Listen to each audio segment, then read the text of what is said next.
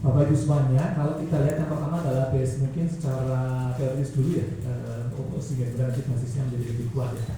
Bahwa kalau kita lihat di kurva Philip bahwa antara inflasi dengan pengangguran itu berbanding terbalik ya.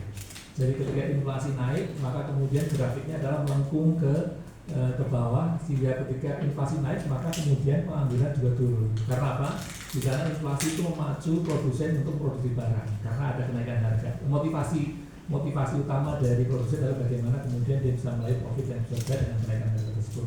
Dalam jangka pendek, maka kemudian inflasi itu akan berpengaruh, semakin naik inflasinya, maka kemudian pengangguran akan semakin dekat. Walaupun ini banyak teori yang kemudian mengkritiknya seperti Lukas dan sebagainya. Tidak sesimpel itu, akan tapi secara garis besar harus seperti. Nah, sehingga kemudian yang dilakukan adalah bagaimana kita mengendalikan inflasi sesuai dengan apa yang kita inginkan, sesuai dengan asumsi yang betul-betul ideal untuk Indonesia. Dan untuk tahun ini 2024 pemerintah sudah mengatakan 2,5% plus minus 1%. Nah, apa yang dilakukan untuk menjaga inflasi ini sudah terbentuk banyak sekali dari mulai pusat sampai daerah kita tim, dan di daerah ada namanya tim pengendali inflasi daerah. Di sana seluruh elemen yang ada di daerah termasuk kita juga diundang BI, statistik, kemudian dari Bulog dan sebagainya. Bagaimana kemudian kita secara rutin memantau perkembangan harga. Sebagai contoh adalah kemarin seperti kejadian yang memang selalu berulang, yaitu pada saat upacara-upacara atau kemudian pada saat perayaan-perayaan hari besar yang selalu naik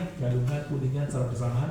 Betul-betul sebelum kejadian galungan, kuningan dan sebagainya, tim PPID daerah sudah melakukan rapat koordinasi, sudah melakukan kemudian yang dinamakan dengan operasi pasar, dan saya kira teman-teman juga sampai sekarang akan masih melihat operasi pasar yang terjadi. Dan kalau kita lihat tadi kontribusi year on year tahunan yang paling besar adalah beras ya. Kalau Pak Khalid tadi lihat di slide-nya Pak